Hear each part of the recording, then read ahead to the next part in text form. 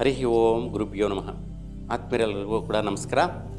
ಆತ್ಮೀಯರೇ, ನಾವು ಈಗ 2025 ಆಗಸ್ಟ್ ತಿಂಗಳಲ್ಲಿ ಕನ್ಯಾ ರಾಶಿಯವರಿಗೆ ರಾಶಿ ಫಲಗಳು ಹೇಗಿರುತ್ತೆ ಅಂತ ನೋಡೋಣ.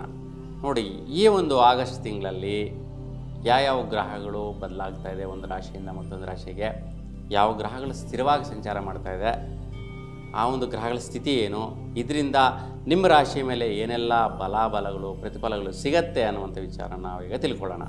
ನೋಡಿ, ಕನ್ಯಾ ರಾಶಿಯವರಿಗೆ ಈ ಒಂದು ತಿಂಗಳಲ್ಲಿ 3 ಗ್ರಹಗಳು ಬದಲಾಗ್ತಾ ಇರ್ತಕ್ಕಂತಹದ್ದು. ಯಾವ ರಾಶಿಗಳಿಂದ ಯಾವ ರಾಶಿಗೆ ಯಾವ ಗ್ರಹಗಳು ಅಂತ ನೋಡಿದ್ರೆ, ನೋಡಿ, ಸೂರ್ಯಗ್ರಹ ಆಗಸ್ಟ್ 16ನೇ ತಾರೀಕಿಗೆ ಕಟಕ ರಾಶಿಯಿಂದ ಸಿಂಹ ರಾಶಿಗೆ ಪ್ರವೇಶ ಮಾಡ್ತಾನೆ. ಇನ್ನು ಬುಧ ಗ್ರಹ ಆಗಸ್ಟ್ 30ನೇ ತಾರೀಕಿಗೆ ಅದೇ ಕಟಕ ರಾಶಿಯಿಂದ ಸಿಂಹ ರಾಶಿಗೆ ಪ್ರವೇಶ ಮಾಡ್ತಾ ಇರ್ತಕ್ಕಂತಹದ್ದು. ಒಂದೇ ತಿಂಗಳಲ್ಲಿ 2 ಗ್ರಹಗಳು ಒಂದೇ ರಾಶಿಯಿಂದ ಮತ್ತೊಂದು ರಾಶಿಗೆ ಪ್ರವೇಶ ಮಾಡ್ತಾ ಇರ್ತಕ್ಕಂಥದ್ದು ತುಂಬಾ ವಿಶೇಷ ಆಗಿರುತ್ತೆ ಈ ತಿಂಗಳಲ್ಲಿ. ಇನ್ನು ಶುಕ್ರಗ್ರಹ ಆಗಸ್ಟ್ 20ನೇ ತಾರೀಕಿಗೆ ಕಟಕ ರಾಶಿಗೆ ಪ್ರವೇಶ, ಅಂದರೆ ಮಿಥುನ ರಾಶಿಯಿಂದ ಕಟಕ ರಾಶಿಗೆ ಬರ್ತಾ ಇರ್ತಕ್ಕಂತಹದ್ದು. ನೋಡಿ, 3 ಗ್ರಹಗಳು ಬದಲಾಗ್ತಾ ಇದ್ದಾರೆ ಒಂದು ರಾಶಿಯಿಂದ ಮತ್ತೊಂದು ರಾಶಿಗೆ. ಇನ್ನು ಸ್ಥಿರವಾಗಿ ಸಂಚಾರ ಯಾವ ಸ್ಥಿತಿಯಲ್ಲಿ ಅಂತ ನೋಡಿದ್ರೆ, ನೋಡಿ, ಶನಿಗ್ರಹ ವಕ್ರ ಸ್ಥಿತಿಯಲ್ಲಿ ಸಂಚಾರ, ಅಂದರೆ ವಕ್ರಗತಿಯಲ್ಲಿ ಸಂಚಾರ ಮಾಡ್ತಾ ಇದ್ದಾನೆ ಮೀನ ರಾಶಿಯಲ್ಲಿ. ಇನ್ನು ಗುರುಗ್ರಹ ಮಿಥುನ ರಾಶಿಯಲ್ಲಿ ಸಂಚಾರ ಮಾಡ್ತಾ ಇರ್ತಕ್ಕಂತಹದ್ದು. ಕೇತು ಬಂದು ಸಿಂಹ ರಾಶಿಯಲ್ಲಿ, ಕುಜ ಬಂದು ನಿಮ್ಮ ರಾಶಿ ಅಂದರೆ ಕನ್ಯಾ ರಾಶಿಯಲ್ಲಿ ಸಂಚಾರ ಮಾಡ್ತಾ ಇರ್ತಕ್ಕಂತಹದ್ದು. ರಾಹು ಬಂದು ಕುಂಭರಾಶಿಯಲ್ಲಿ ಸಂಚಾರ ಮಾಡ್ತಾ ಇರ್ತಕ್ಕಂಥದ್ದು. ನೋಡಿ, ಈ ಗ್ರಹಗಳ ಆ ರಾಶಿಯಲ್ಲಿ ಸಂಚಾರದಲ್ಲಿ ಇರ್ತಕ್ಕಂತಹದ್ದಾದರೂ ಕೂಡ ಬದಲಾಗ್ತಾ ಇರ್ತಕ್ಕಂಥ ಗ್ರಹಗಳಿಂದ ಕೂಡ ಏನು ಫಲಗಳು ಯಾವ ರೀತಿ ಕೊಡುತ್ತೆ ಅಂತ ನೋಡೋಣ. ನೋಡಿ, ನಿಮ್ಮ ರಾಶಿಯವರಿಗೆ ಮುಖ್ಯವಾಗಿ ಸೂರ್ಯನ ಫಲ ಏನು ಅಂತ ನೋಡೋಣ. ಸೂರ್ಯನು ನಿಮ್ಮ ರಾಶಿಯಿಂದ ಲಾಭಸ್ಥಾನದಲ್ಲಿ 16ನೇ ತಾರೀಕುವರೆಗೂ ಸಂಚಾರದಲ್ಲಿ ಇರ್ತಕ್ಕಂತಹದ್ದು. ಹಾಗಾಗಿ 16ರವರೆಗೂ ಕೆಲವೊಂದು ಲಾಭದಾಯಕವಾದ ವ್ಯವಹಾರಗಳು ಬರುತ್ತೆ. ನಿಮ್ಮ ಮನಸ್ಥಿತಿಗೆ ಅನುಕೂಲ ಆಗೋ ರೀತಿಯಲ್ಲಿ ದುಡ್ಡು ಕಾಸು ಬರುವಂಥದ್ದು, ವ್ಯಾಪಾರ ವ್ಯವಹಾರಗಳು ಸಕ್ಸಸ್ ಸಿಗುವಂಥದ್ದು ತುಂಬ ಚೆನ್ನಾಗಿರುತ್ತೆ. ವಿಶೇಷವಾಗಿ ವೃತ್ತಿಯಲ್ಲಿ ತುಂಬ ಶಾರ್ಮ್ ಇರುತ್ತೆ, ತುಂಬ ತೇಜಸ್ಸಿರುತ್ತೆ, ತುಂಬ ಆಕರ್ಷಣೆಯಿಂದ ಕೆಲಸವನ್ನು ನಿರ್ವಹಿಸುವಂತಹದ್ದು ಕೂಡ ನೀವು ನೋಡ್ತೀರ. ಈಗ 16ರವರೆಗೂ ತುಂಬ ಚೆನ್ನಾಗಿದೆ. 16ರ ನಂತರ ನಿಮ್ಮ ರಾಶಿಯಿಂದ ವೈವಾಹಿಕ ಸಿಂಹರಾಶಿಗೆ ಪ್ರವೇಶ ಮಾಡ್ತಾನೆ ಸೂರ್ಯ. ಹಾಗಾಗಿ 16ರ ನಂತರ ಕೆಲವೊಂದು ವ್ಯವಹಾರಗಳಲ್ಲಿ ಸೆಟಲ್ಮೆಂಟ್ ಮಾಡ್ಕೊಳ್ಳುವಂಥ ವಿಚಾರ, ಯಾವುದೋ ಒಂದು ಕೇಸು ಕೋರ್ಟು ವಗೈರ ಸೆಟಲ್ಮೆಂಟ್ಸು, ಸೊ ಮತ್ತು ನಿಮ್ಮ ಪೂರ್ವ ಆಸ್ತಿಗಳಿಗೆ ಸಂಬಂಧಿಸಿರ್ತಕ್ಕಂಥದ್ದು ಸೆಟಲ್ಮೆಂಟ್ಸು, ಯಾವುದೋ ಕೆಲಸ ಕಾರ್ಯದ ವಿಚಾರವಾಗಿ ತಲೆ ಕೆಡಿಸ್ಕೊಂಡಿರ್ತೀರಾ, ಅದೊಂದು ವ್ಯವಹಾರ ಸೊ ಇತ್ಯರ್ಥ ಮಾಡ್ಕೊಳ್ಳುವಂಥ ಸ್ಥಿತಿಗೆ ಹೋಗ್ತೀರಾ. ಹಾಗಾಗಿ 16ರ ನಂತರ ಇವೆಲ್ಲವೂ ಕೂಡ ಸಕ್ಸಸ್ ಸಿಗಬೇಕು, ನಿಮಗೆ ಅನುಕೂಲಿಸಬೇಕು ಅನ್ನುವಂತಹದ್ದಾದರೆ ನೀವು ಬಹುಮುಖ್ಯವಾಗಿ ನಿಮ್ಮ ಮನೆಯ ವಾಯುವ್ಯ ಭಾಗದಲ್ಲಿ ಉರುಳಿ ಧಾನ್ಯದ ಮೇಲೆ 3 ರೀತಿಯ ಎಣ್ಣೆಯ ದೀಪವನ್ನು ಬೆಳೆಸೋದ್ರಿಂದ ಈ ವ್ಯವಹಾರಗಳು ಸಕ್ಸಸ್ ಆಗುತ್ತೆ. ಆ ಒಂದು ದೀಪ ಉರಿದ ನಂತರ, ಅಂದರೆ ಒಂದು ದಿನ ಪೂರ್ತಿ ಬೆಳಗಿಸ್ಬೇಕಾಗತ್ತೆ ಅಖಂಡ ದೀಪ. ಮಾರನೇ ದಿವಸ ಧಾನ್ಯವನ್ನು ನೀರಿನಲ್ಲಿ ನೆನೆಸಿ ಹಸುಗಳಿಗೆ ಬೆಲ್ಲದ ಸಮೇತ ಕೊಡೋದ್ರಿಂದ ನಿಮ್ಮ ವ್ಯವಹಾರಗಳೆಲ್ಲವೂ ಕೂಡ ಸಕ್ಸಸ್ ಆಗುತ್ತೆ 16ರ ನಂತರ, ಅಂದರೆ ತಿಂಗಳ ಅಂತ್ಯದಲ್ಲಿ, ಆಗಸ್ಟ್ ತಿಂಗಳಲ್ಲಿ. ಹಾಗೆ ಈ ಒಂದು ಪರಿಹಾರ ಪ್ರಯೋಗ ಮಾಡಿ ತುಂಬ ಸಕ್ಸಸ್ ಸಿಗುತ್ತೆ. ಇನ್ನು ಕುಜ ಸಂಚಾರ ನಿಮ್ಮ ರಾಶಿಯಲ್ಲಿ ಆಗ್ತಾಯಿದೆ. ಹಾಗಾಗಿ ನಿಮ್ಮ ರಾಶಿಯಿಂದ ಸಪ್ತಮದಲ್ಲಿ ಶನಿಯ ದೃಷ್ಟಿ ಕುಜನ ಮೇಲೆ ಶನಿಯ ಮೇಲೆ ಇರೋದ್ರಿಂದ ಸ್ವಲ್ಪ ಜಟಾಪಟಿ ದಿನಗಳು, ಯಾಕೆಂದರೆ ಸ್ವಲ್ಪ ಒತ್ತಡದ ದಿನಗಳು, ಎಲ್ಲ ರೀತಿ ಶುಭವಾದಂತಹ ಫಲಗಳು ಪ್ರಯತ್ನ ಮಾಡ್ತೀರಾ. ಸೊ ಭಾತೃಸ್ಥಾನದ ಒಂದು ಅಣ್ಣ ತಮ್ಮಂದಿರ ಮಧ್ಯೆ ವ್ಯವಹಾರಗಳಾಗಿರ್ಬೋದು, ಆರೋಗ್ಯ ವಿಚಾರದಲ್ಲಾಗಿರ್ಬೋದು, ಆದರೂ ಸಹ ಯಾವುದೋ ಒಂದು ಒತ್ತಡಕ್ಕೆ ಸಿಕ್ಕಾಕ್ಕೊಂತೀರಾ, ಯಾವುದೋ ಒಂದು ರೀತಿ ಟೆನ್ಷನ್ಗೆ ಸಿಕ್ಕಾಕ್ಕೊಂತೀರಾ. ಅದೇನಪ್ಪ ಅಂದರೆ ಗೊತ್ತಾಗ್ತಾ ಇರಲ್ಲ, ಹಾಗಾಗಿ ಒದ್ದಾಡ್ತಾ ಇರ್ತೀರ. ಈ ರೀತಿ ಪರಿಸ್ಥಿತಿ ಬರ್ತಾ ಇರುತ್ತೆ.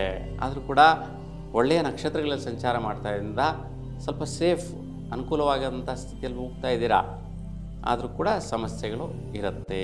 ಹಾಗಾಗಿ ತುಂಬ ಜಾಗರೂಕತೆಯಿಂದ ಇರಿ. ಸೂರ್ಯನ ದರ್ಶನ ಮಾಡಿ ಪ್ರತಿದಿನ. ಸೊ ಜೊತೆಗೆ ನೀವು ಕಪ್ಪು ಇರುವೆಗಳಿಗೆ ಬೆಲ್ಲ ಮತ್ತು ಅಕ್ಕಿಯನ್ನು ಹಾಕುವುದರಿಂದ ಅರಳಿ ಮರದ ಕೆಳಗಡೆ ಸೊ ನಿಮಗೆ ಈ ಒಂದು ವ್ಯತ್ಯಯ ವೈಪರೀತ್ಯಗಳು ನಿವಾರಣೆ ಆಗುತ್ತೆ. ಇನ್ನು ಬುಧನ ಸಂಚಾರ ನೋಡಿ, ವಿಶೇಷವಾಗಿ ಕಟಕ ರಾಶಿಯಲ್ಲಿ ಬುಧ ಸಂಚಾರ 30ನೇ ತಾರೀಕುವರೆಗೂ ಲಾಭದಾಯಕವಂತ ಫಲಗಳು ಕೊಡಬೇಕು. ಅದು ಎಷ್ಟರ ಮಟ್ಟಿಗೆ ಕೊಡುತ್ತೆ ಅಂತ ನೋಡೋಣ. ನೋಡಿ, ವೈಯಕ್ತಿಕವಾಗಿ ನಿಮ್ಮ ಒಂದು ಬುದ್ಧಿ ಚಾತುರ್ಯಕ್ಕೆ ತಕ್ಕಂತೆ ಫಲಾಫಲಗಳು ಸಿಗತ್ತಾ ಅಂತಂದರೆ ಸ್ವಲ್ಪ ಟೆನ್ಷನ್ಗಳಿಂದ ಕೂಡಿರುತ್ತೆ 22ನೇ ತಾರೀಕುವರೆಗೂ. ಹಾಗಾಗಿ ನಿಮ್ಮ ವೈಯಕ್ತಿಕವಾದಂತಹ ವಿಚಾರ ಆಗಿರ್ಬೋದು, ವೃತ್ತಿ ವಿಚಾರದಲ್ಲಾಗಿರ್ಬೋದು, ಲಾಭ ಆದಾಯಗಳು ಪಡೆಯುವ ವಿಚಾರ ಆಗಿರ್ಬೋದು, 22ನೇ ತಾರೀಕುವರೆಗೂ ಯಾವುದೇ ವ್ಯವಹಾರಗಳು ಮಾಡೋಕ್ಕೆ ಹೋದರೂ ಕೂಡ ಟೆನ್ಷನ್ಗಳಿಂದ ಕೂಡಿರುತ್ತೆ, ಒತ್ತಡದಿಂದ ಕೂಡಿರುತ್ತೆ, ಕಠಿಣವಾದಂಥ ಸ್ಥಿತಿಯಲ್ಲಿ ಕೂಡಿರುತ್ತೆ. ಅದಕ್ಕೇನು ಮಾಡಬೇಕು? ಮಹಾಶಿವನ ದರ್ಶನ ಮಾಡಿ ತುಪ್ಪದ ದೀಪವನ್ನು ಬೆಳಗಿಸಿ ಅಲ್ಲಿ ಶುಭಫಲನ ಪಡಿತೀರ. 22ರ ನಂತರ ಒಳ್ಳೆಯ ರೀತಿಯ ಫಲಾಫಲಗಳು, ಲಾಭದಾಯಕವಾದ ಫಲಗಳು ಪಡೆದು ಬಿಡ್ತೀರಾ. ನೋಡಿ, ಕೇವಲ 22ರಿಂದ 30ನೇ ತಾರೀಕು ವಿಶೇಷವಾದಂಥ ಬಲ ನಿಮ್ಮ ರಾಶಿಯವರಿಗೆ. ನೋಡಿ, ಇಷ್ಟು ಗ್ರಹಗಳ ಫಲಾಫಲಗಳು ನಾವು ನೋಡೋದು ಹೆಚ್ಚಲ್ಲ. 22ನೇ ತಾರೀಕಿಂದ 30ನೇ ತಾರೀಕುವರೆಗೂ ಶ್ರೇಷ್ಠವಾದಂತಹ ಲಾಭಗಳು ಸಿಗುವಂತಹದ್ದು, ವೃತ್ತಿಯಲ್ಲಿ ಪ್ರಮೋಷನ್ಸ್ ಬಡ್ತಿ ಸಿಗುವಂತಹದ್ದು, ಇನ್ಕಮ್ ಸೋರ್ಸ್ ಜಾಸ್ತಿ ಆಗುವಂಥದ್ದು, ವೈಯಕ್ತಿಕವಾದಂಥ ನಿಮ್ಮ ನಿರ್ಣಯಗಳು ಸಕ್ಸಸ್ ಸಿಗುವಂತಹದ್ದು, ಇವೆಲ್ಲವೂ ಕೂಡ ಕೇವಲ 8 ದಿನಗಳಲ್ಲಿ ನೆರವೇರಿಬಿಡುತ್ತೆ. ನೋಡಿ, ಈ ರೀತಿಯ ಒಂದು ವಿಶೇಷವಾದಂತಹ ದಿನಗಳ ಒಂದು ಯೋಗ ಆ ಒಂದು ಗ್ರಹಗಳ ಸ್ಥಿತಿಯಿಂದ ನಾವು ನೋಡ್ಬೋದಾಗಿರುತ್ತೆ. ಹಾಗೆ ಇಂಥ ವಿಷಯಗಳೆಲ್ಲ ಕೂಡ ಸ್ವಲ್ಪ ಗಮನಿಸೋದು ತುಂಬ ಉತ್ತಮ ಆಗಿತ್ತು.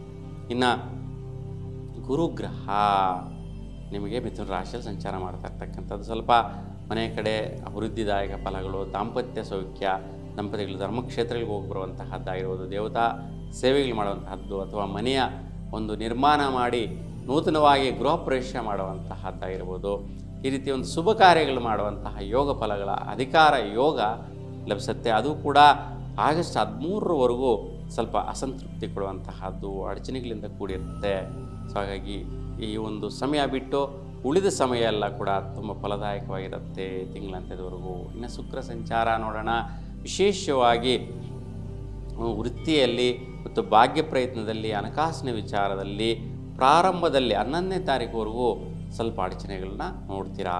ಆ ನಂತರ ಸುಫಲ ಸಿಗತ್ತೆ. ಹಣಕಾಸು, ಭಾಗ್ಯ, ಅದೃಷ್ಟ, ವೃತ್ತಿ ಈ 3 ವಿಚಾರಗಳಲ್ಲಿ 11ರ ನಂತರ ಶ್ರೇಷ್ಠವಾದಂತಹ ಸ್ಥಿತಿ ಸಿಗತ್ತೆ. 11ರವರೆಗೂ ಮತ್ತು ತುಂಬ ಜಾಗೃತಿಯಿಂದ ಇರಬೇಕು. ಇನ್ನು ಶನಿ ಸಂಚಾರ, ಮೀನ ರಾಶಿಯಲ್ಲಿ ವಕ್ರಸ್ಥಿತಿ ಸಂಚಾರ ಮಾಡ್ತಾ ಇರ್ತಕ್ಕಂಥ ಶನಿ ಸ್ವಲ್ಪ ಸಂಕಷ್ಟಗಳಿಂದ ಕೂಡಿರುತ್ತೆ. ಯಾರಿಗೆಲ್ಲ ಅಂತಂದರೆ ವಿದ್ಯಾರ್ಥಿಗಳಿಗೆ ಸಂಕಷ್ಟಗಳಿರುತ್ತೆ, ಮತ್ತು ಸ್ನೇಹಿತರು ಮಿತ್ರರ ಜೊತೆ ಸ್ವಲ್ಪ ಅಂಡರ್ಸ್ಟ್ಯಾಂಡಿಂಗ್ ವಿಚಾರದಲ್ಲಿ ವೈಪರೀತ್ಯಗಳಿಂದ ಕೂಡಿರುತ್ತೆ. ಸೊ ಅಂದರೆ ರಿವರ್ಸ್ ಆಗಿ ಎಲ್ಲ 50-50 ಆಗ್ತಾ ಇರುತ್ತೆ. ದಂಪತಿಗಳಿಗೂ ಕೂಡ ಸ್ವಲ್ಪ ಸೌಖ್ಯ ವಿಚಾರದಲ್ಲಿ ಸ್ವಲ್ಪ ಅರ್ಧಂಬರ್ಧ ಮನಸ್ಥಿತಿಗಳು ಉಂಟಾಗುವಂತಹದ್ದಿರುತ್ತೆ. ಅದಕ್ಕೆ ಸ್ವಲ್ಪ ವಿಶೇಷವಾಗಿ ಆಂಜನೇಯ ಸ್ವಾಮಿ ದರ್ಶನ ಮಾಡಿ ಸುಫಲ ಪಡಿತೀರಾ. ಇನ್ನು ರಾಹು ಕೇತುಗಳ ಪ್ರಭಾವ ಯಾವ ರೀತಿ ಇದೆ ಅಂತಂದರೆ ಸ್ವಲ್ಪ ಸುಖ ನೆಮ್ಮದಿ ವಿಚಾರದಲ್ಲಿ ಸ್ವಲ್ಪ ಅಡಚಣೆಗಳಿರ್ತಕ್ಕಂತಹದ್ದು ಆಗ್ತಾ ಇದೆ.